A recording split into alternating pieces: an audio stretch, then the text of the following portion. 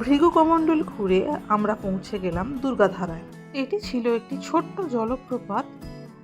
চলুন দুর্গাধারাটা ঘুরে আসি।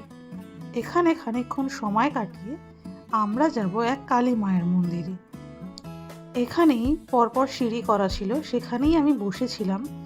আর সবাই গেল পাশের সিঁড়িটা দিয়ে অনেকটা ওপরে, যেখান থেকে এই জলপ্রপাতটা আসছে। জলটা ছিল ভীষণ ঠান্ডা আর খুব পরিষ্কার, সেটা আপনি দেখলেই বুঝতে পারবেন। শুধু কিছু পাতা পড়েছিল, এছাড়া আর কোনো রকম কিছুই ছিল না। এই জলপ্রপাতটা একটা সরু স্রোত হয়ে পাশ থেকে বয়ে গেছে।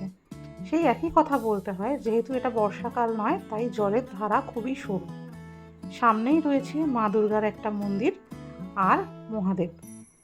এখান থেকে চলে যাব সেই মা কালীর মন্দিরে। এখানে থাকার মতো রিসর্টও করা ছিল,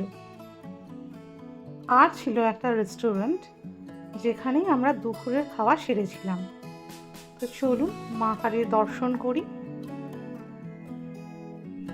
দুটো জলাশয়ের মাঝখান দিয়ে সরু পথ করা রয়েছে। এখান থেকে নেমে যেতে হবে ওই যে সবুজ গেটটা দেখতে পাচ্ছেন ওখান থেকে। আরও নিচে খানিকটা নামতে হবে সিঁড়ি দিয়ে। একদম পাহাড়ের গায়ে রয়েছে মা কালীর মন্দিরটি। মা কালীর মন্দিরের ঠিক সামনেই রয়েছে বিস্তৃত উপত্যকা, যেটা অবশ্যই অনেকটাই নিচে। দেখতেই পাচ্ছেন অনেকটা বিস্তৃত উপত্যকা ছড়িয়ে রয়েছে মা কালীর ঠিক মন্দিরের সামনে। এই সময় আমাদের প্রত্যেকেরই খুব খিদে পেয়ে গিয়েছিল, কারণ সেই সকালবেলা বেরিয়েছি সামান্য টিফিন করে। এবার এখান থেকে বেরিয়ে আমরা যে বলছিলাম রেস্টুরেন্টের কথা, এখানেই সঙ্গে রয়েছে রেস্টুরেন্ট, সেখানে কিছু খাওয়া দাওয়া করে চলে যাব কলচুরি এজে তৈরি একটা বিশাল মন্দির কমপ্লেক্সে।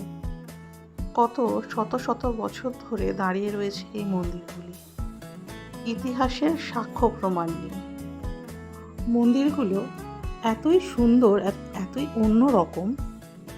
প্রত্যেকটি মন্দির যেন পুরীর কোণারক মন্দির কিংবা জগন্নাথ মন্দিরের মতোই দেখতে। মন্দিরের গায়ের কারুকাজগুলো এতই সূক্ষ্ম যে এখনো পর্যন্ত টিকে রয়েছে।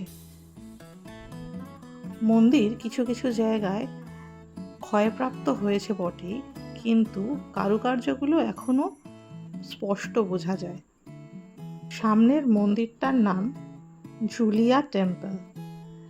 ঝুলিয়া এইখানকার একটা নদীর নাম, যেটা এখান দিয়েই বয়ে যেত। এখানকার বেশিরভাগ মন্দিরেই শিব পূজিত হন।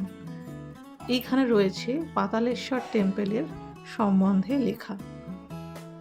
এই সামনে যে কুণ্ডটা দেখতে পাচ্ছেন, একে বলা হয় সুরজ কুণ্ড। চারিদিকে ছোট বড় নানা মন্দির, তার মধ্যে মহাদেব প্রতিষ্ঠিত। এর মধ্যে সবচেয়ে যে বড় মন্দিরটা, সেটার কারুকাজ অপূর্ব। এতদিন আগে করা কারুকাজ দেখলে এখনো মুগ্ধ হতে হয়। একটা মিষ্টি রোদের বিকেল এই ঐতিহাসিক জায়গায় কাটিয়ে আমরা ফিরে যাব হোটেলের উদ্দেশ্যে। তার আগে আমরা আর একবার নর্মদা নদীর বাইরে, যেখান দিয়ে নর্মদা মা বয়ে গিয়েছে, সেখানে আসলাম। এখানকার জল একদম পরিষ্কার স্বচ্ছ। এখনও এই বিকেলবেলায় কিছু ভক্তগণ স্নান করছেন। আমরা এই জল একটু মাথায় ছড়িয়ে ফিরে যাব হোটেলে। পরের দিনের ভিডিও দেখতে চাইলে অবশ্যই সঙ্গে থাকুন। আর এই ভিডিওটা কেমন লাগলো জানাতে ভুলবেন না।